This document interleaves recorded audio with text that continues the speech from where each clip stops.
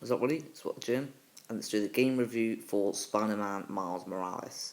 Let me know if you played the game in the comment section below with no spoilers, as this is no spoiler review. And that being said, let's get started with the good. I've actually got a lot to mention about this review. Let's start off with the story for the game.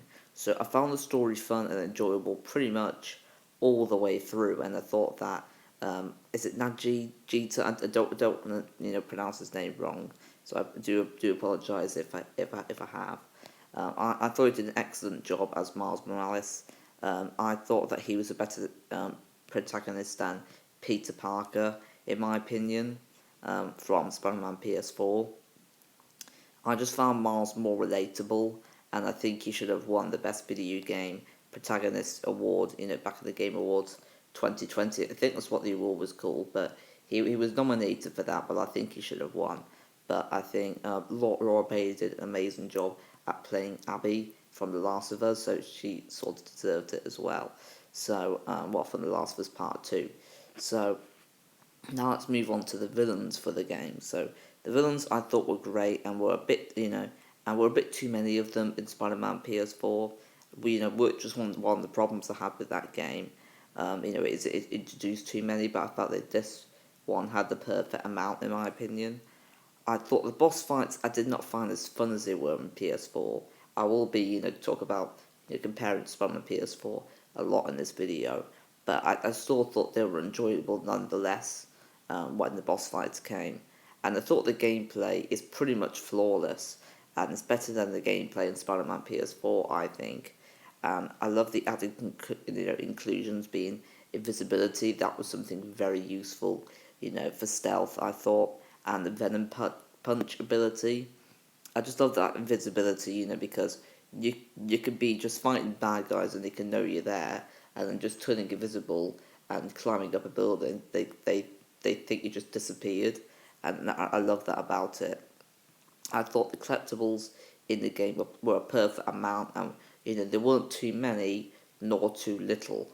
I thought the side characters in this game were great inclusions, and the side missions were extremely well done as well, being not too many of them, which I found the last Spider-Man game. The side missions were just okay, in my opinion, and I found them very repetitive.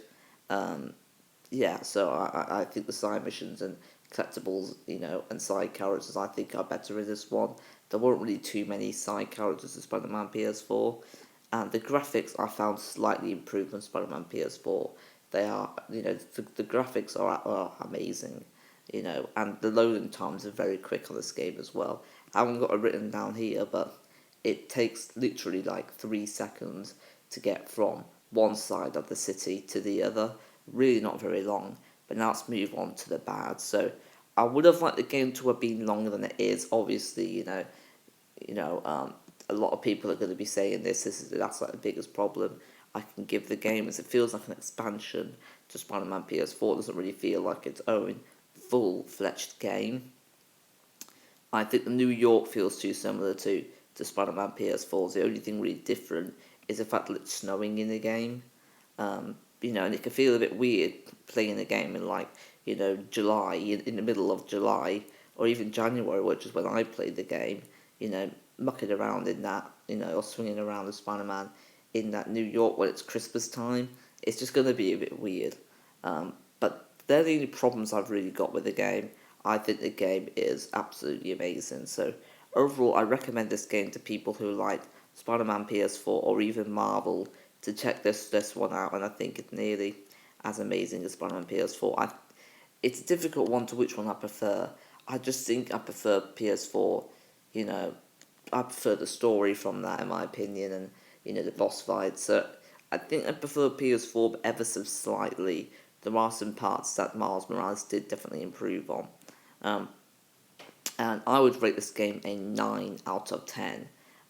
You don't even have to have played the previous Spider-Man game to play this one, which I think is another good thing about it.